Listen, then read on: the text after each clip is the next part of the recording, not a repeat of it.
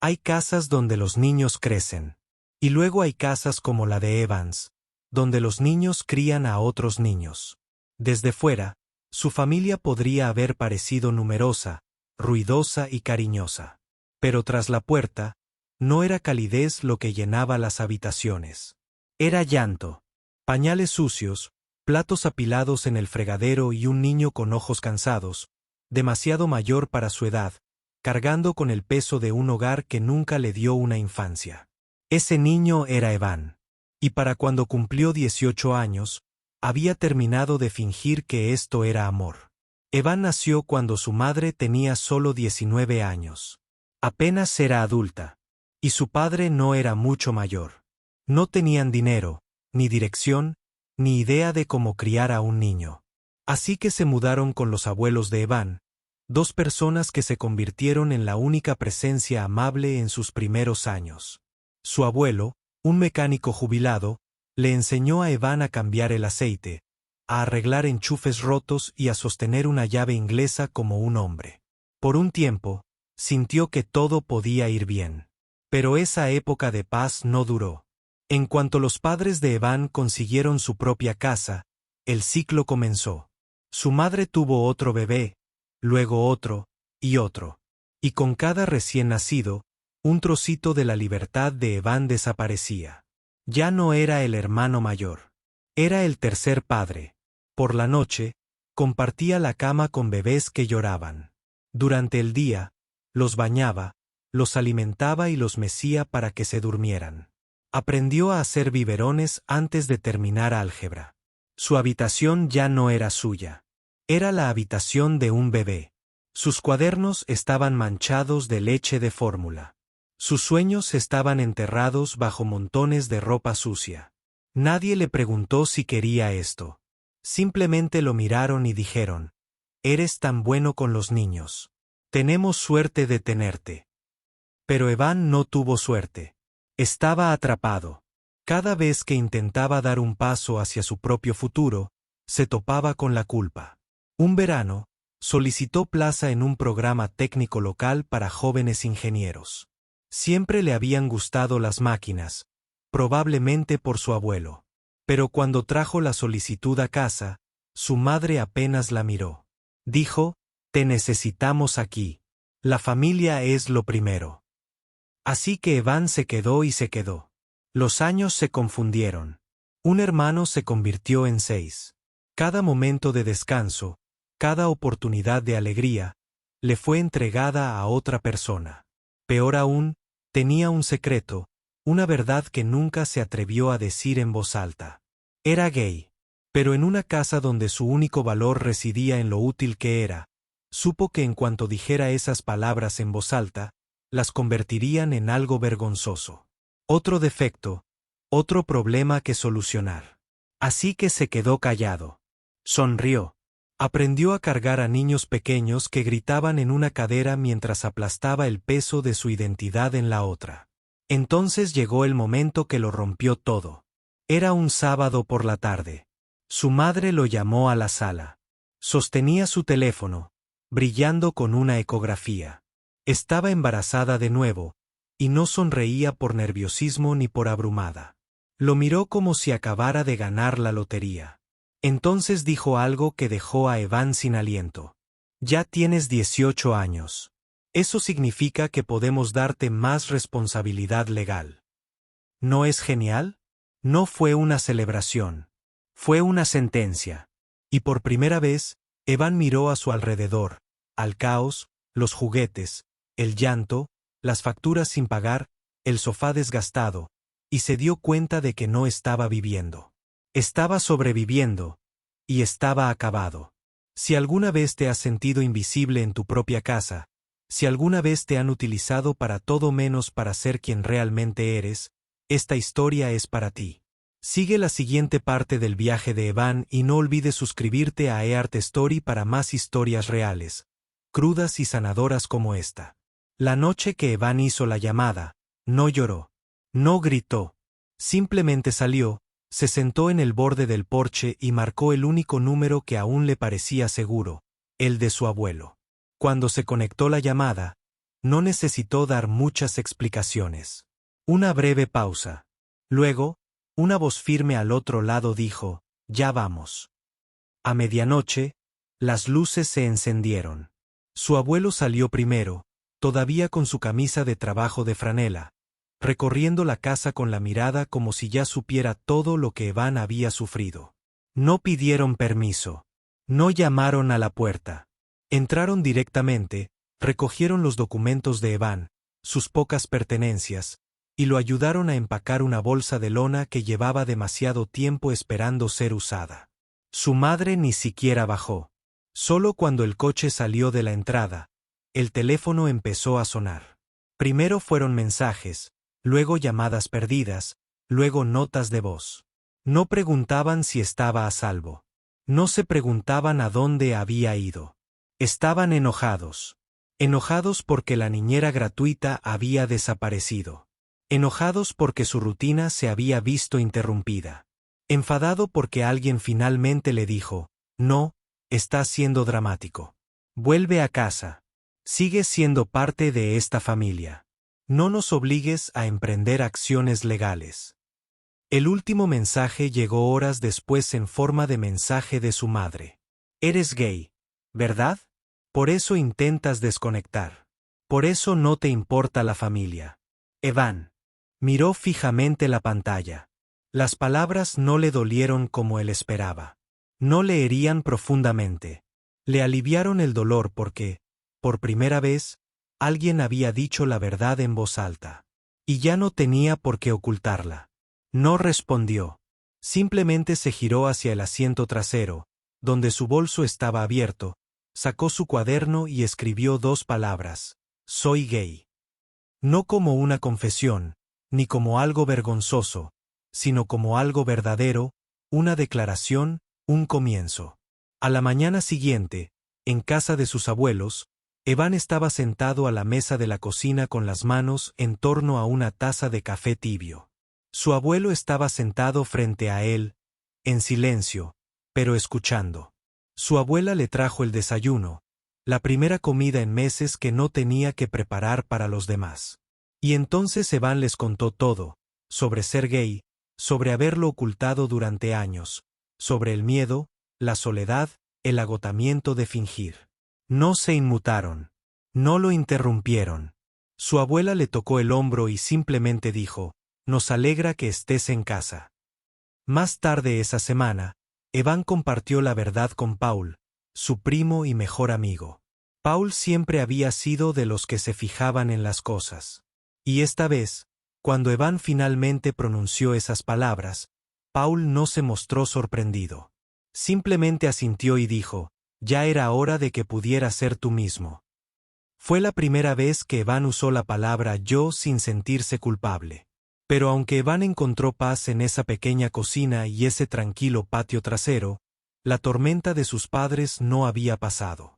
Empezaron a difundir rumores entre sus familiares de que a Evan le habían lavado el cerebro, que sus abuelos lo habían secuestrado, que lo estaban volviendo contra su propia sangre. Lo pintaron como un ingrato, dramático e inestable. Enviaron mensaje tras mensaje, algunos suplicantes, otros venenosos. Sin embargo, nada de eso importaba ya, porque Evan finalmente lo había dicho en voz alta a las personas que importaban. Y nadie podía retractarse. Ni ahora, ni nunca. Por primera vez en su vida, Evan empezaba a comprender lo que significaba pertenecer no a una familia que lo utilizaba, sino a sí mismo. Los abuelos de Evan no lo dudaron. La mañana siguiente a su mudanza, contactaron con los servicios de protección infantil. Habían pasado los últimos meses documentándolo todo. Cada nota, cada preocupación, cada pequeña observación que antes parecía una reacción exagerada, ahora encajaba como piezas de un patrón que desearían no haber visto nunca. Recopilaron todas las fechas en las que Evan tuvo que faltar a la escuela, las veces que llegó tarde a las cenas familiares por estar cambiando pañales o calentando biberones. Él justificó las lesiones como accidentes causados por puro agotamiento. Los servicios de protección infantil, CPS, respondieron con rapidez. El expediente era extenso. Las acusaciones eran creíbles. Y lo más condenatorio de todo, había pruebas. Porque Evan no solo había escapado de un hogar desestructurado. Había escapado de un sistema de parentalización disfrazado de responsabilidad. La investigación comenzó discretamente. Los trabajadores sociales programaron entrevistas con cada uno de los hermanos de Evan, separándolos para interrogarlos. Lo que encontraron fue escalofriante pero predecible. Cada niño, en sus propias palabras, confirmó sin saberlo la misma verdad. Evan había sido quien los preparaba para la escuela. Evan había sido quien cambiaba pañales, ayudaba con las tareas, preparaba la cena, controlaba las rabietas y les leía cuentos para dormir. Evan había sido el adulto. Y los adultos estaban ausentes. Ningún niño acusó a sus padres de violencia directa, pero la negligencia emocional, la carga que recaía sobre Evan desde los 8 años, se volvió innegable. Paralelamente, Paul decidió que era hora de hablar. Empezó con un chat familiar, uno que había permanecido prácticamente en silencio en los últimos años, lleno de algún que otro mensaje o foto de cumpleaños. Paul escribió un solo párrafo, directo, claro, sin complejos. Evan nunca fue solo el hermano mayor. Fue un padre sustituto desde que aprendió a caminar. Renunció a eventos escolares, amigos y sueños para criar hijos que no eran suyos. Y ahora, por primera vez, es libre. Además, es gay. Y en lugar de apoyo, lo único que ha recibido de sus padres es culpa y silencio. La conversación estalló. Algunos familiares se sorprendieron, otros se pusieron a la defensiva. Algunos se negaron a creerlo. Pero la voz más fuerte era la de Karen, la tía, quien solía presumir de la madurez de Evan en cada reunión familiar. Escribió un mensaje más largo de lo esperado, defendiendo a los padres de Evan, diciendo que toda familia sacrifica y que Evan debería estar orgulloso de su rol. Pero Paul no se lo permitió.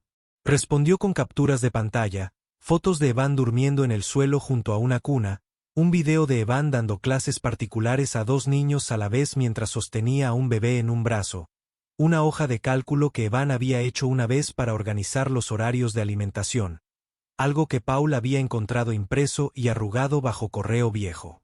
El silencio que siguió fue ensordecedor. Mientras tanto, la investigación de la fiscalía siguió adelante. Evan nunca se vio arrastrado a confrontaciones. Sus abuelos lo protegieron ferozmente, ofreciéndole información solo cuando era absolutamente necesario. Pero el peso de todo aquello aún flotaba en el aire. Evan se encontraba despierto casi todas las noches, acostado inmóvil. Ella, en una cama de verdad, sin bebé a su lado, sin llorar en la habitación de al lado y preguntándose, ¿cuánto tardaría ese silencio en sentirse normal? No estaba acostumbrado a la paz. No estaba acostumbrado a pertenecer a un mundo donde su tiempo y energía no fueran derechos ajenos. Y, sin embargo, algo cambió. Evan empezó a escribir en su diario no solo sobre lo que había sucedido, sino sobre lo que podría suceder. Se imaginó volviendo a la escuela. Releyó el folleto del programa técnico que una vez había escondido en el fondo de un cajón. Escribió sobre ser gay, no como un secreto ni una confesión, sino como una verdad alrededor de la cual finalmente estaba construyendo una vida. No hubo desfile, ni banderas arcoíris ondeando. En el patio trasero.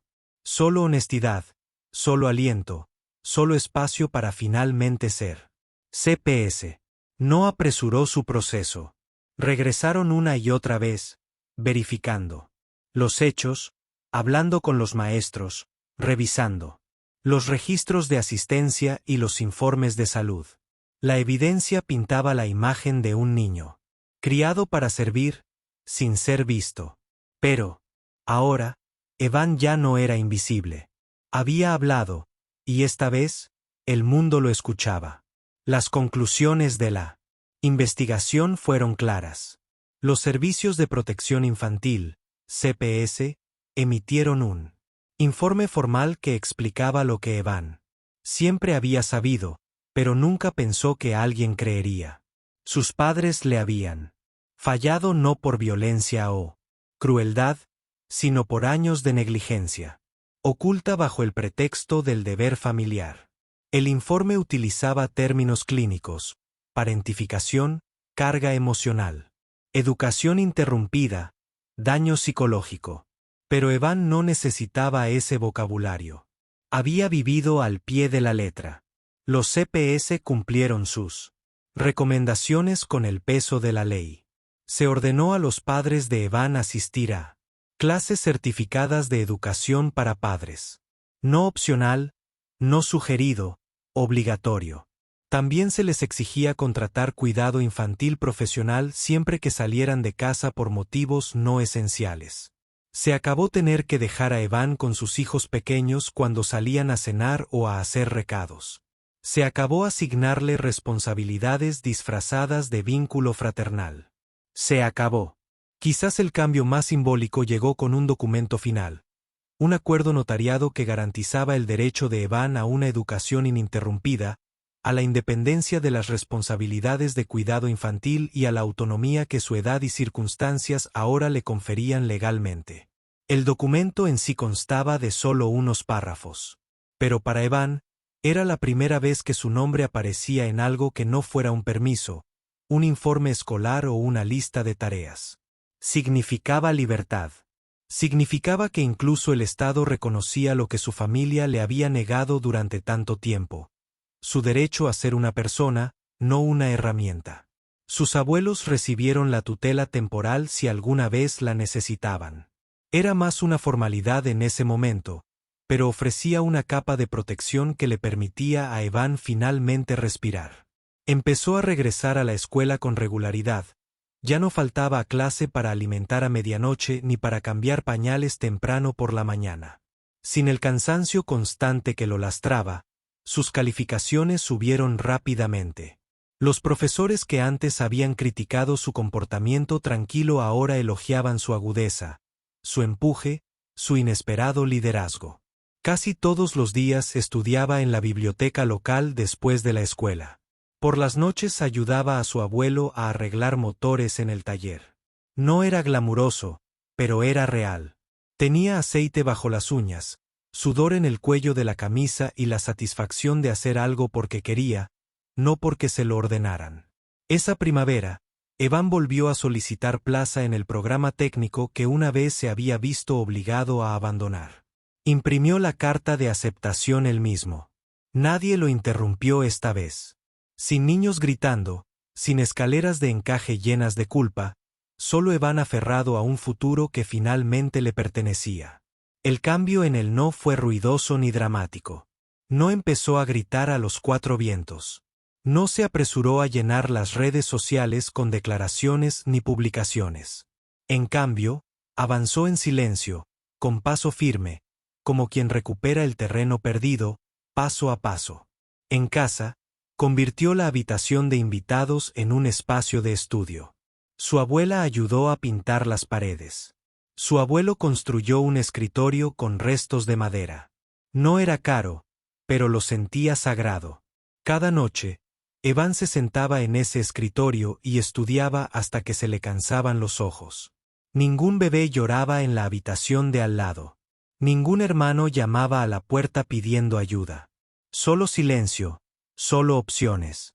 El chat familiar permaneció en silencio.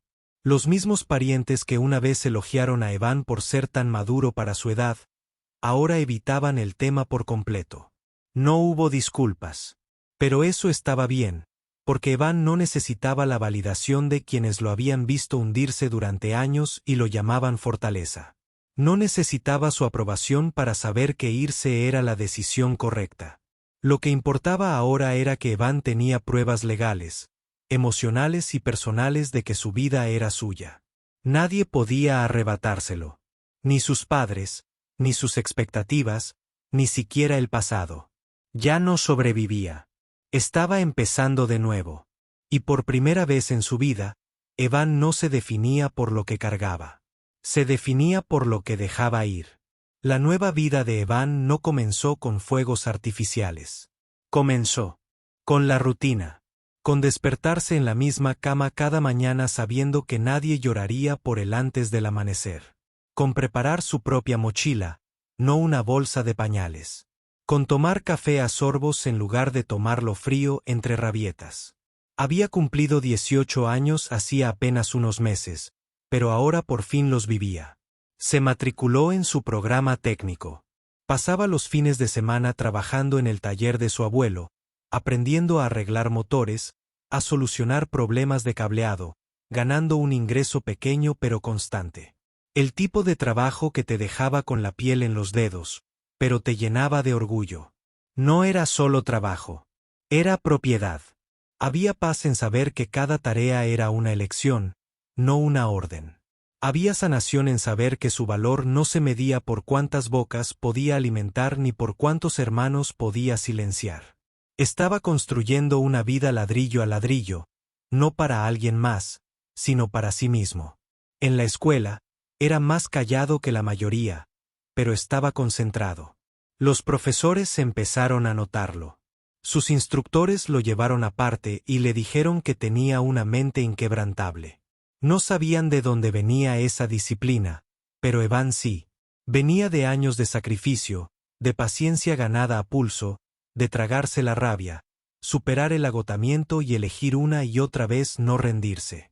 En casa, sus abuelos hicieron espacio no solo para el cuerpo de Evan, sino también para su identidad. Ya no ocultaba que era gay. No era una actuación. No era dramático.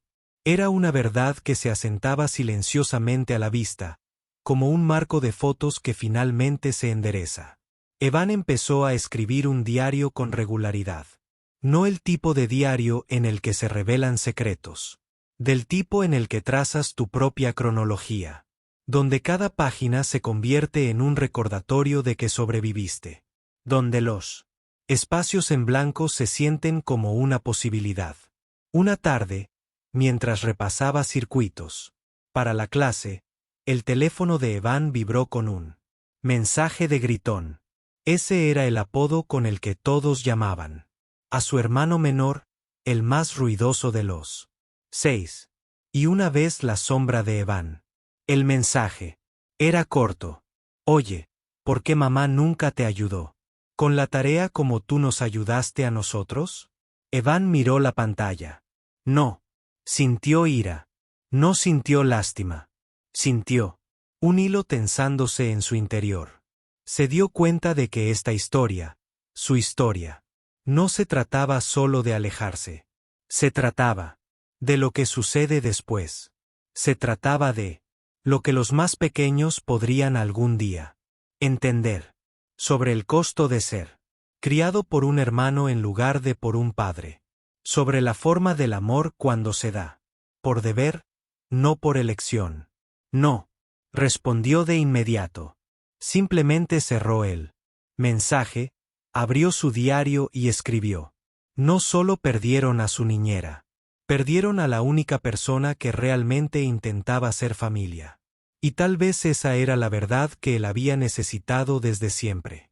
Había pasado años intentando ganarse un lugar en una familia que solo lo veía como un par de manos que lo ayudaban. Pero ahora tenía algo más claro. Ya no les pertenecía. Se pertenecía a sí mismo. No era su hijo. Era Evan. Completo, libre, en plena transformación. ¿Qué habrías hecho tú si hubieras sido Evan? Cuéntanos en los comentarios. Tu voz importa. No olvides darle a me gusta, compartir y seguir a eArt Story, donde cada historia sana un poco más que la anterior.